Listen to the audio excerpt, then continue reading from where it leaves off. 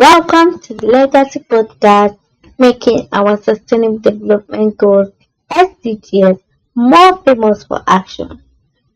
For the first time in history, more than half of the world's population lives in cities.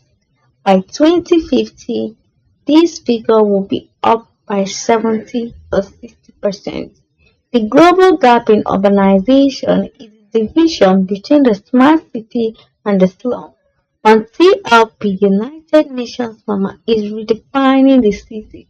A city is not just a collection of buildings, it is a network of relationships. If the city is healthy, it acts as an engine of innovation and culture. If it is poorly designed, it becomes a trap of pollution, inequality, and isolation. Think of sustainable cities and communities as a neighborhood upgrade for the place you call home. Imagine your city is a giant living house that we all share. For a long time, we have built this house with traffic jams, rooms that were too expensive for half the family to live in, and a backyard that is paved over with grey concrete instead of trees. It was a house built for cars, or it is a house literally built for cars and machines, not for people. I am your host, United Nations Mama, and I'm so glad you are here. Today's legacy will be to talk about the 11 Sustainable Development Goals, the Sustainable Cities and Communities Goal, for you to grab your knowledge, discover your role, and do your action. Sustainable Development Goal 11, Sustainable Cities and Communities, is a common sense of making sure that our house is affordable. Everyone has a safe, clean room they can actually afford to live in, with water that runs and light that stays consistently on. Is about our transportation flow. You don't need a private car just to get to work or the store. The hallways of our city, the buses, the trains, and the bike paths should be safe, fast, and easy for everyone to use, including kids and grandparents. It is also the common sense of making sure that the living room is open, that is, a public space. Every neighborhood needs a living room in the sense of a park, a square, or a garden where you can breathe fresh air and meet your neighbors without having to pay for a ticket to be there. As we transition into an era where the majority of humanity resides in urban centers or areas, this goal represents the physical, touchable shell of our collective vision. It is where all other sustainable development goals like health, education, energy, and equity manifest. We can build our cities to become a place where it's a joy to walk, where the air is as clean as a forest, and where your neighbor's welfare is also linked to your own. Your action policies towards the SDGs 11 often stems from the feeling that urban planning is a cold, bureaucratic process handled by people in high-rise offices or for architects or politicians. See, you can solve this by realizing that the city is shaped by the daily choices of its citizens, that is you. Every time you choose a bike over a car, every time you plant a tree, and every time you advocate for a local park, you are rewiring the urban brain. Localizing our Sustainable Development Goal 11, sustainable cities and communities also means moving from being a tenant of the earth to being a citizen architect. That is, You are not just living on the earth and walking through it, you are also part of the people reshaping it. It's about ensuring that the habitat we build for ourselves is kind enough to welcome everyone today and also is resilient enough to withstand the storms of the future, that is tomorrow, whatever comes at it. For you to fully understand the sustainable cities and communities development goal, you have to also view it from the viewpoint of the United Nations.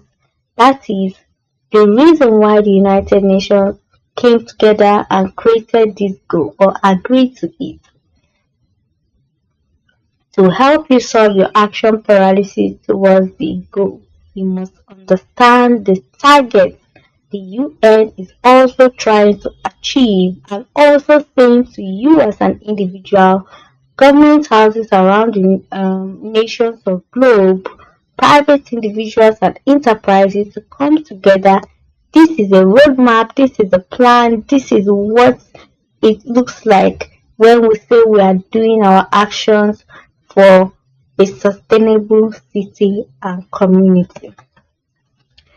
So the targets are target 11.1 to 11.7 are the primary targets, that is the what. Target 11.1 is about safe and affordable housing that by 2030 ensuring access for all to adequate, safe and affordable housing and also basic services like water, sanitation, electricity, and also upgrading our slums. Target 11.2 is about affordable and sustainable transport systems, providing access to safe, affordable, accessible, and sustainable transport. The roads, the bus, the bikes, and even on air.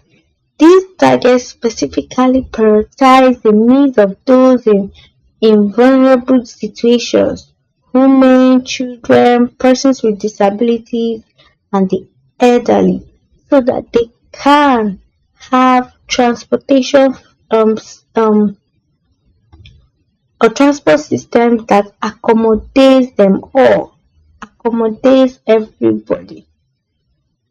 Is very, very important when a system, especially our transport system, is both safe, both affordable, both accessible, and also can be sustained, used over time, and developed. It's very, very frustrating if one of these is missing, whether affordability, whether safety, whether accessibility is very, very, very frustrating. So, our aim towards the sustainable cities and communities in the transport aspect should be covering these four aspects: safety, affordability, accessibility, and it being sustainable. Target 11.3 is about inclusive and sustainable urbanization, that is enhancing capacity for participatory, integrated, and sustainable human settlement planning. This means that the community must have a say in how their city grow or in how their city is planned. That is, the planning of cities or communities should not just be something that the government is doing somewhere or without the opinion of the people even living around or what would be better for them or what they want. You don't want a development you bring or a development a government to bring and it leaves everybody sad and just so unhappy because they refuse to come down and get the exactly what they should do or exactly what will make the people happy, but they refuse to bring themselves down and research or understand that. So we have to make sure that the cities we are growing now and in the sure the communities we are developing is something that is um not just good enough, but also carries the opinions of the people living around. Target 11.4 is about protection of the world's cultural and natural heritage. That is strengthening efforts to protect and safeguard the world's cultural landmarks and natural sites within urban boundaries. We should not just be all about the innovation, trans- transforming everything from what it was to a new thing totally, then we are disregarding the natural environment, sites, landmarks, removing our ancient landmarks and all of that because we want to innovate. No, we should also be conscious of these landmarks. Target 11.5 is about the reduction of the adverse effects of natural disasters, significantly decreasing the number of deaths and people affected by disasters like the floods, the earthquake. You see, you may not understand the heaviness of this thing, maybe because you may not live in a nation or a country that is always affected by natural disaster like tornadoes, the storms, the earthquakes. Maybe in the nation you live in, this is like a fairy tale story, but it happens.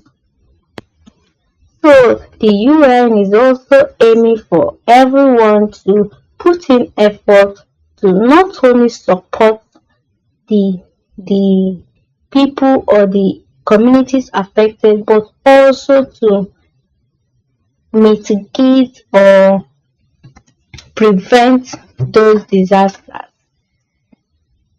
and also reducing economic losses. Target 11.6 is about reduction of reducing the environmental impact of cities. That is paying special attention to air quality, municipal waste management. A city should not be a pollution factory for its surrounding environment.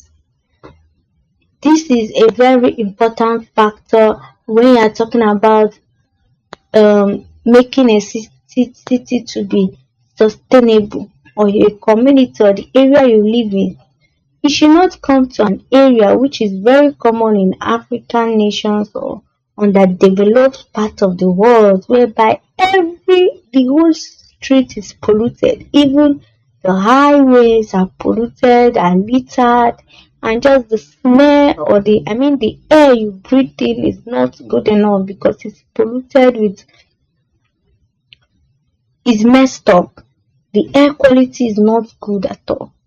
So we should be aiming to reduce all this environmental impact, look into what is causing it, and make sure that at every point we have solutions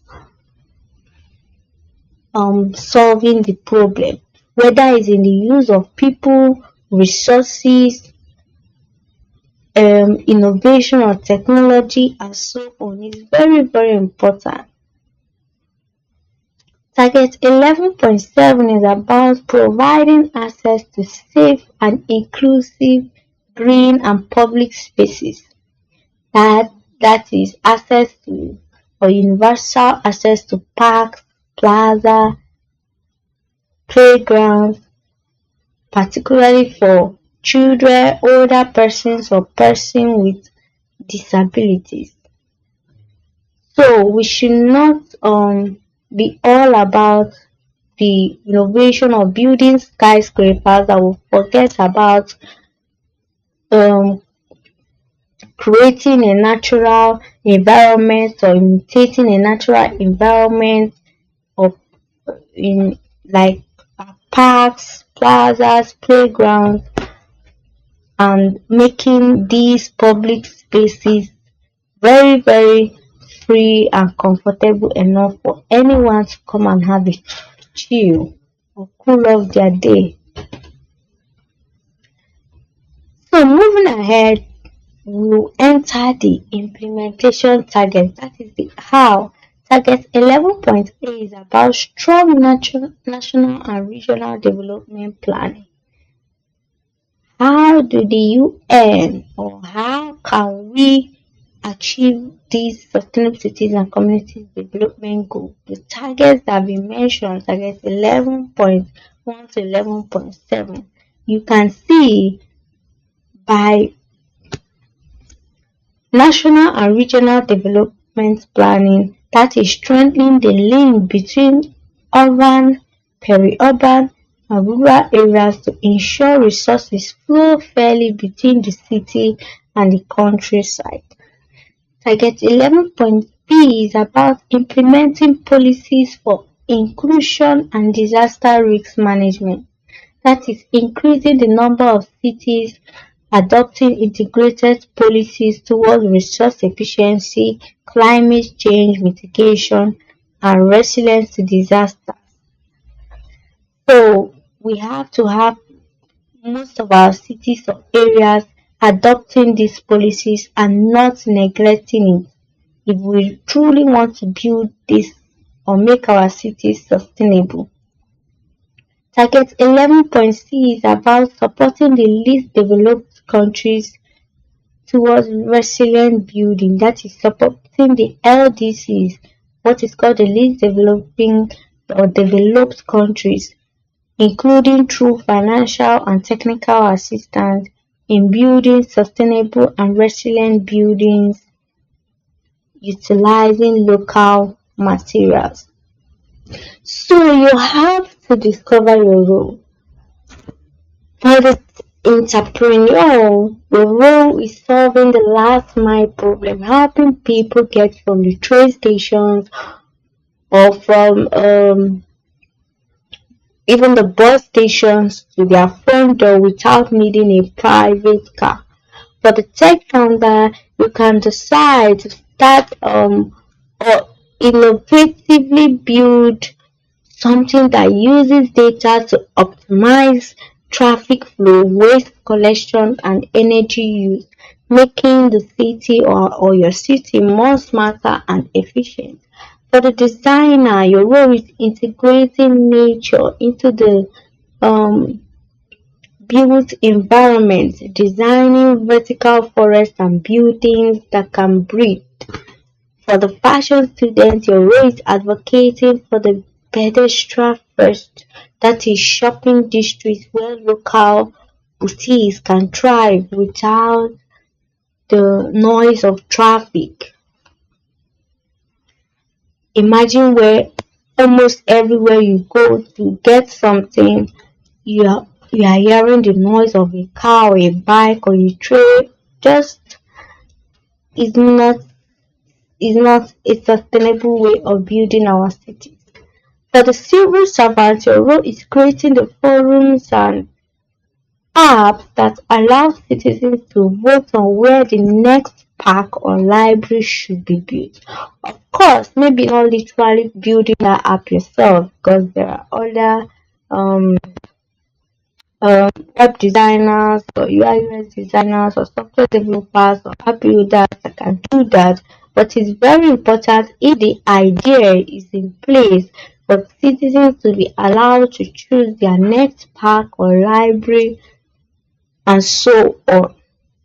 For the individual, that is your role is taking ownership of your immediate block. See, if every citizen or everyone in every nation stewards or take ownership of the next 100 meters within their home, the entire city will be transformed.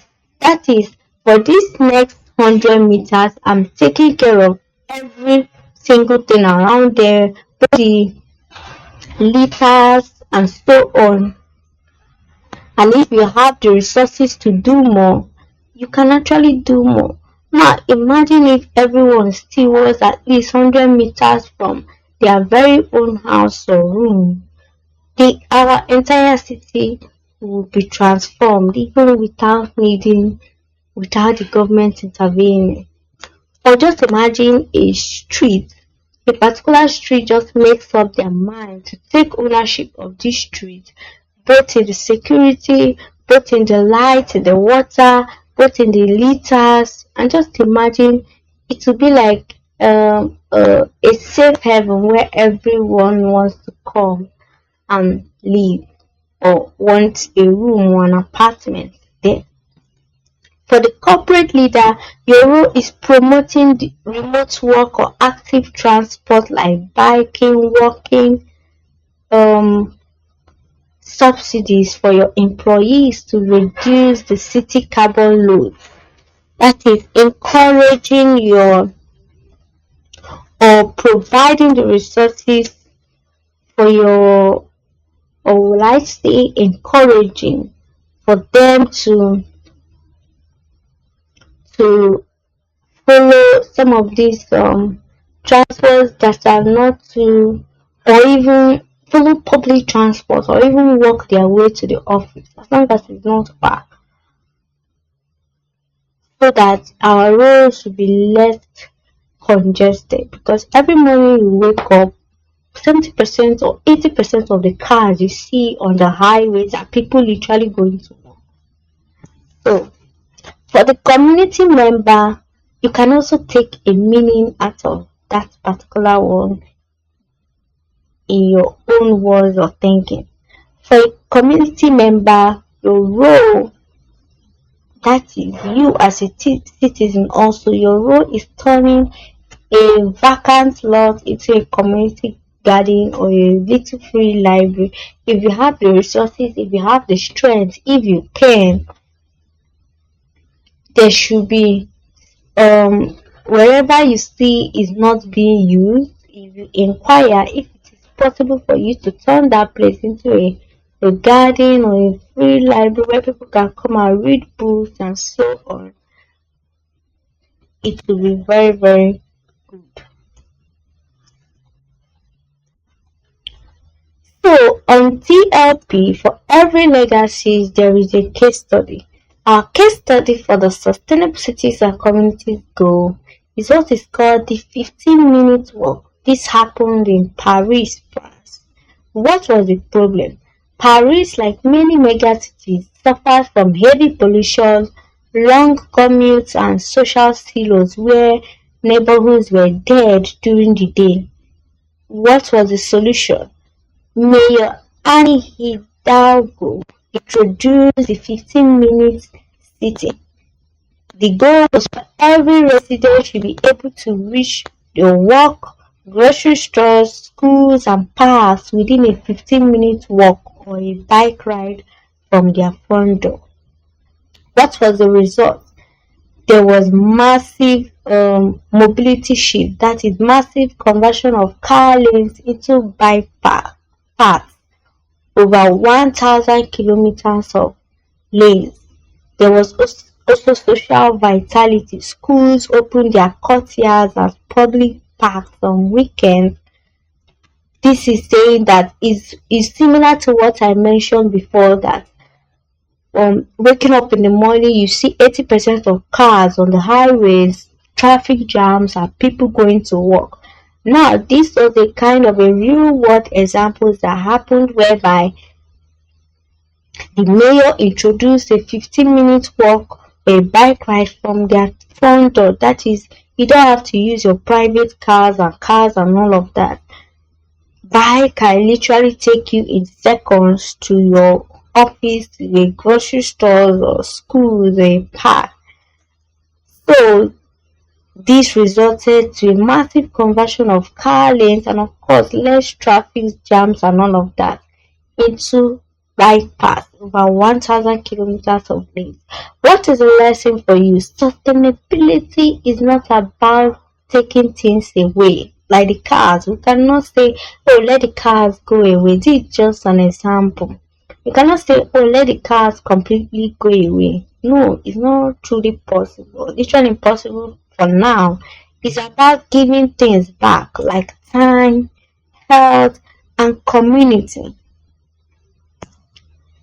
So we have to make sure that whatever we are doing or trying to innovate our cities or make it sustainable. It's not that we are taking one particular thing away completely, but looking at the other way around where we'll be able to save people's time, increase people's health, and also bring the community together.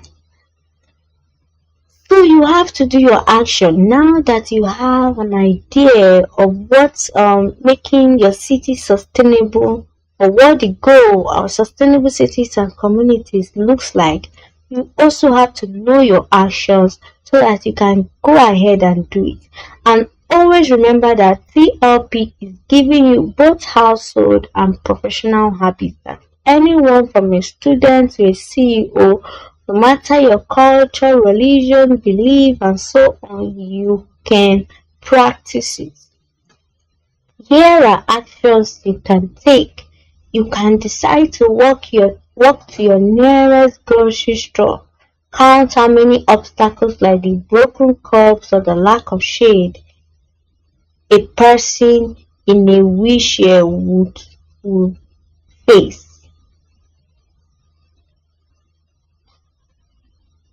Use your city's service app to report one pothole or broken street light or a clogged storm drain today. Yes, it's already a normalized action whereby we see some of these things and we pass it by. But just think of it where let me say about 900 citizens pass through a particular lane where there is a broken street line and a pothole, and about 400 or 450 reported that incident. Do you think the government or whatever institution in charge will not come down to repair it the next day or plan for it immediately within 1 week? But most of these things are ignored and left because there are no reports coming in. So they take it that everyone is relaxed about it and citizens don't actually care. But if you are asked deep down, you know that you care. Maybe one of these days you have run into those potholes, it has spoiled your shoe, and so on. So we have to normalize actions like this because it's only for our own good. You can decide to use public transport for a trip you usually take by your private car. Identify one thing that will make the experience better. If that's public transit you are deciding to take, you will see that depending on your region, there may be so many things wrong and there may be so many things right. In fact, you could actually enjoy it so much of the view or the surrounding of people that you even want to incorporate it into your weekly routine. So whereby you use your private car sometimes and you take public transit sometimes. Don't completely cancel public transit when you have not really experienced it so well. Spend some minutes of your time in a local green space and notice the biodiversity, the birds, the insects living there. That is, you're trying to appreciate nature, meditate on it.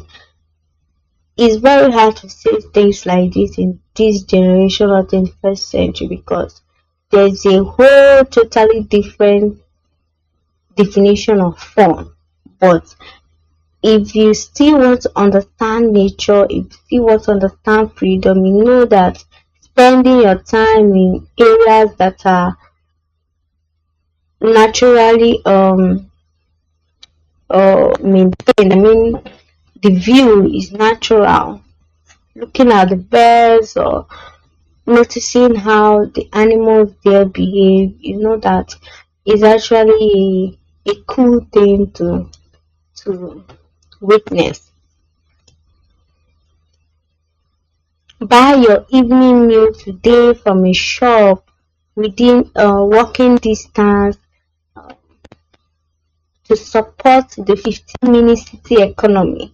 It is supporting local businesses and also supporting the fact that If every nation or community should practice what happened in our case study in Paris, France, you can call it the 15-minute economy, whereby you can decide to do a 15 minutes walk to a nearby store to get your stuff.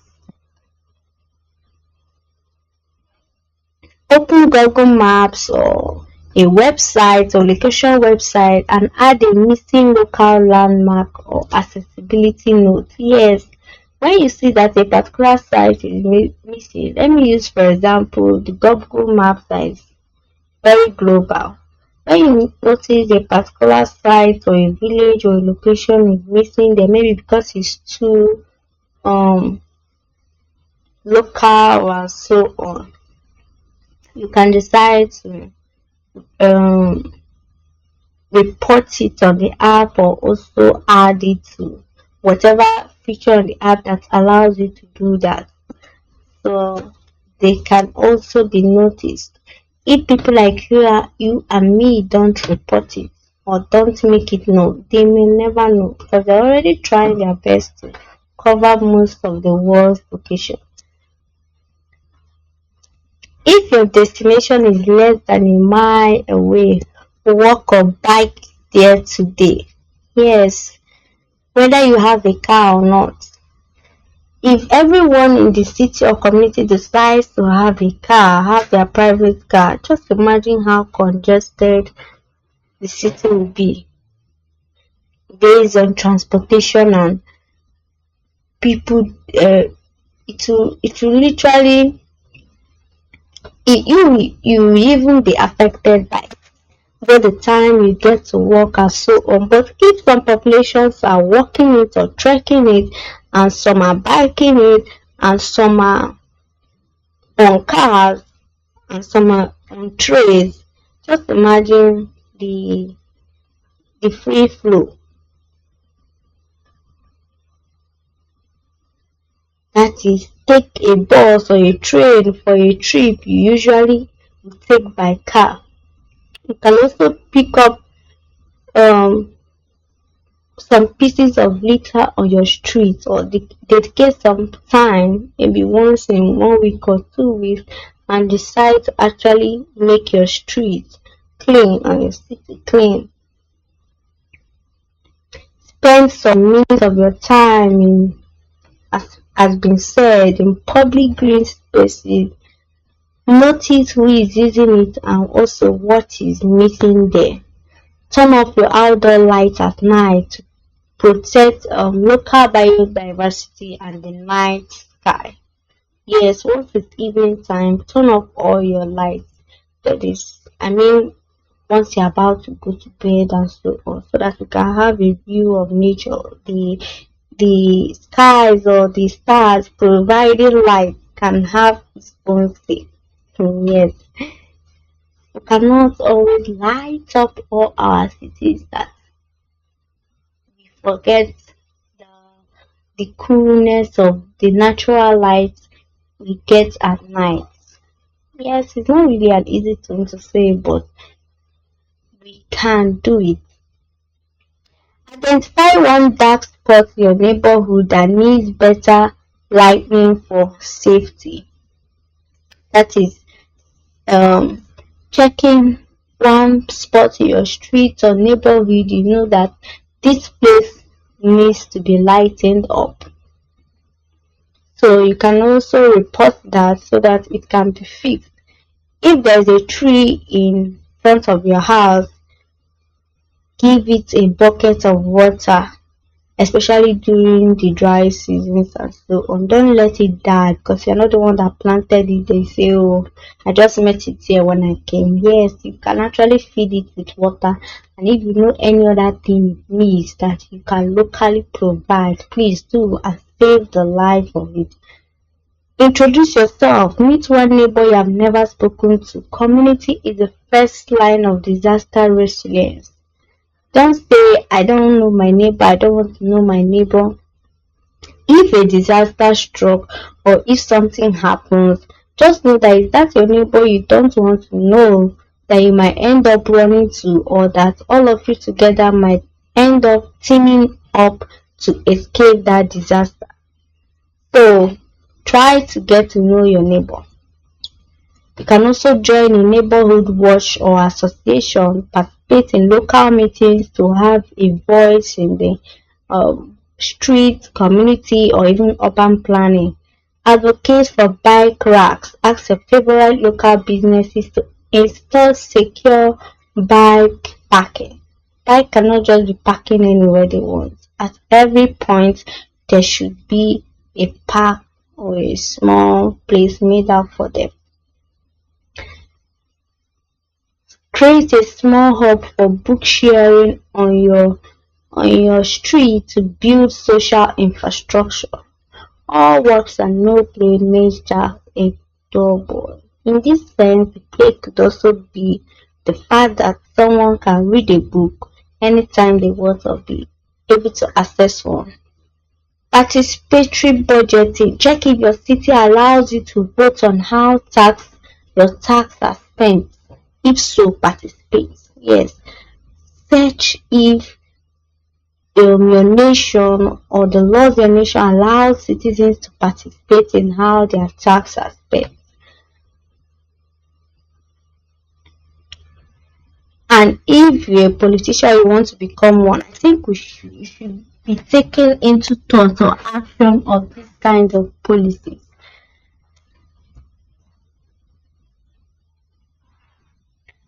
Lobby for a crosswalk or a slow zone near a local school or playground. That is safe street petition. So let there be where there is cars or bikes that slow down as they are going, because this is near a school or a playground where plenty children of immature are. Join or start a community compost hub to reduce the load on municipal waste systems. I know it's the government or one of the institutions under the government or so to handle public waste, but you can also decide to start up one, whether you are NGO or a program or initiative whereby you help the city or a street pack all its waste and also provide a waste bin there. I mean those large big trash cans made of iron or steel. I don't know really. You can also decide to turn your balcony or a window box into a pollinator station with local flowers. Visit a local museum or historic building to understand your city's identity. Heritage. You can also, if you live in a low-lying area, clear your drains and ensure your emergency kit is ready against flood and so on. Advocate for a local sculpture that reflects the community's diversity. Yes, that sculpture, portrait, or how do they even call itself? Yes, sculpture that is literally displayed in, you can literally count it in a city, maybe 2 or 3. But if you believe that it should be more in a particular area, there should be one. You can also advocate for it to be set up there. Volunteer for a local park cleanup or a planting day. That is, join friends of the to help a park which you visit daily, or you just want to help that park because of the nature of how it is or what it represents. Ask your workplace or favorite cave to install secure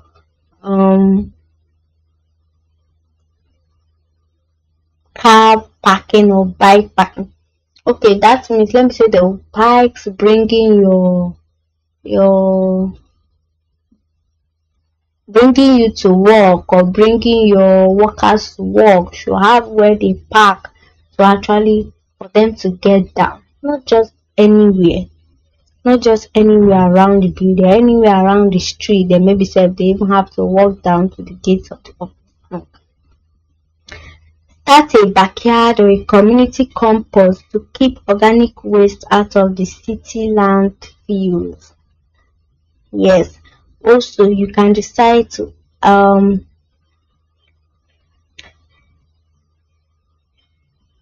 advocate for a 24 hours public transit on weekends to support those who work late shifts like the cleaners, the nurses, and hospitality.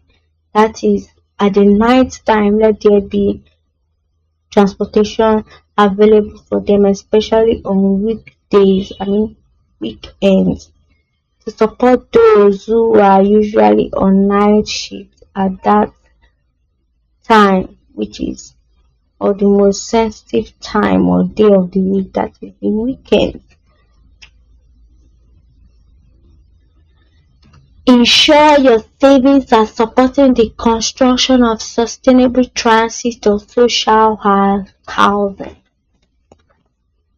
Yes, you should, if you have the resources enough, ensure that your resources are also directed towards sustainable transit or social housing. Don't allow your resources to be building what should be broken down or making more moves on systems that should be totally eradicated.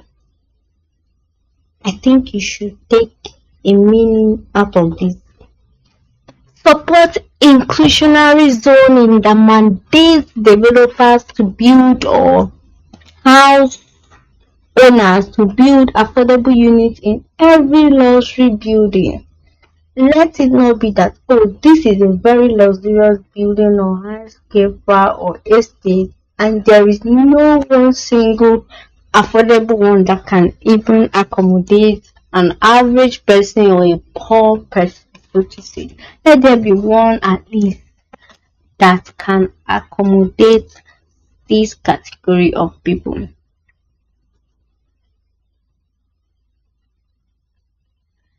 Buy from farm to table, support rural urban chains or links of farmers, initiatives that support the countryside surrounding your city. That is, any farm to table initiative or program that supports or that is set up for people to buy goods or food directly that comes from the farm. So you can also decide to go with that. You can also decide to opt in for disaster training, becoming a certified emergency response volunteer for your district or for your street or for your community. Yes, it's something doable. We cannot always just be going for the big jobs and works.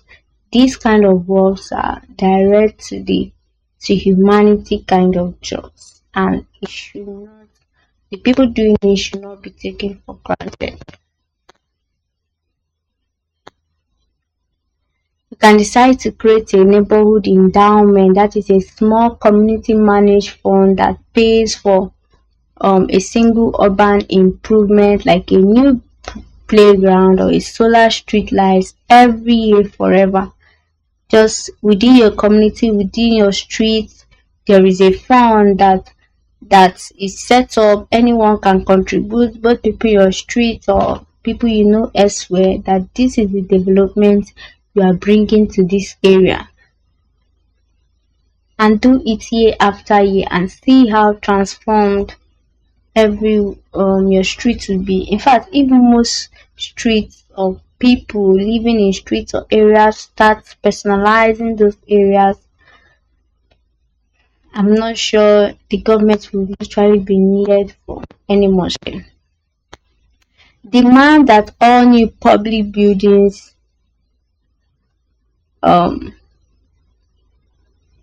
exceed basic accessibility laws.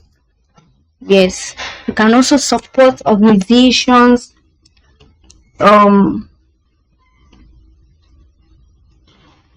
or that donate or work towards the least developing countries that help them in every way they can, and also developing nations or areas. Support your city when they are building new libraries or transit line. Yes, sometimes you see it when the government is working and building new things, and we just rejoice and laugh and just go away. In any way you can, if you can volunteer as a worker, if you can advocate and spread the good news of what is happening, or you can put in your resources to help the government, yes, you should. The message is not for everybody, but if you can, you can. Don't lie to yourself that you cannot.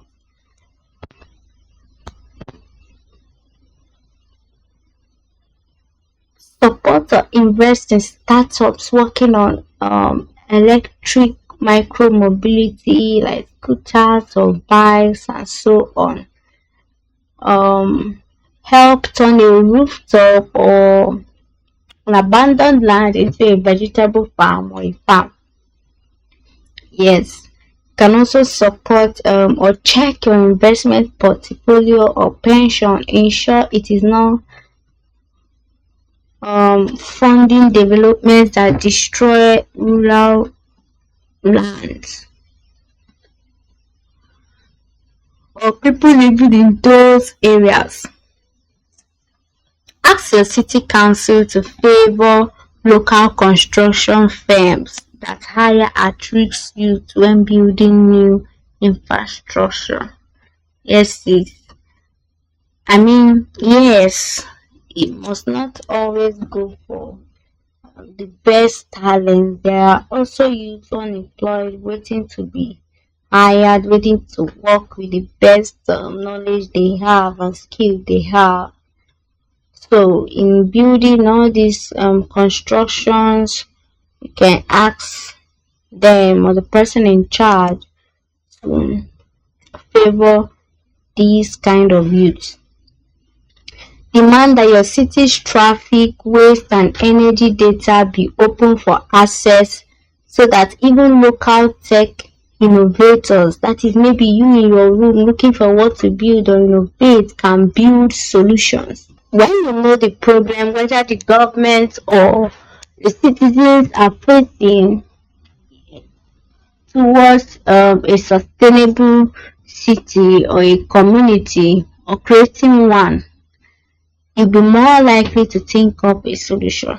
Can also that if you're also a professional, you can decide to mentor a student from an informal settlement like the slum or a village to become a licensed urban planner. These are when they say teenagers or children are the future of tomorrow. If they are not the future of tomorrow, if they are not mentored or taught today, so someone just has to do it. Whether you are starting up an NGO or a program that supports people in the least developed areas like the slum or the village or even the least developed countries or even developing nations. So you are part of making these sustainable cities and communities possible because you are raising a future generation that will be part of the change. Work with local indigenous groups to place markers in the city that identify the original natural names of the rivers and hills. We cannot spend time renaming everything around us and forget their original natural names. That is why most of the indigenous groups in your area or your community is very important. Those maybe they seem like old men and women to you, grandfathers and grandmothers. You think they don't know what they are doing. They have been there for a long time, and they can even tell you how that particular tree grew or the year when it was planted. Let me say, for example, during World War One or World War Two. So it's possible. You just have to respect them, get their view, get their opinions, and we will use those names they say that see that thing is, and call it it. Your ultimate action should be about stewardship. Leave your city better than you found it, whether it is a building you designed, a park you saved, or a community you brought together. Ensure your footprint or your urban footprint is a blessing, not a burden. Is a blessing both to the nation, both to the community itself, and not a burden. Your awareness action gap towards the Sustainable Development Goal 11, Sustainable Cities and Communities, closes when you realize that you are the architect of your own environment. See, a city is not a static machine. It is even a conversation about the stone and the light, everything around there. You have to realize that the city is a living, breathing thing, and you are its white blood cells. When the city is wounded by pollution or neglect, you are the one who can repair the tissue. You are the one who can initiate a repair. It will not be able to repair itself unless you repair it. Sustainable city is one where a child can play safely, a worker can live with dignity, and an elder can work with ease. We don't just want smart cities or shining cities, innovative cities. We also want kind cities that uses empathy in every way it can. So sustainable cities are not built by a single visionary person with a master plan and all of that. They are built by you and I, millions of people coming together who decide that the next 100 meters from their door, from their house, is worth protecting. So we are moving, or you should move from a world of being the users of the cities to being the guardians of it, the pace setters, the placemakers, building a future where the concrete or whatever is around our city doesn't alienate us but connects us, doesn't divide us together but connects us together, doesn't tear us apart but brings us apart. You have now grabbed your knowledge, discovered your role. Now do your action, because the future of humanity is urban, and that future is being built one brick and one choice at a time by you. Stay connected to the Legacy Podcast TLP to lead you through on how you can create a sustainable change. When you choose to listen, act, and share this legacy, or as you have chosen to listen and you are choosing to act and choose to share, you are the engine that is making our sustainable development goal, sustainable cities and communities, more famous for action.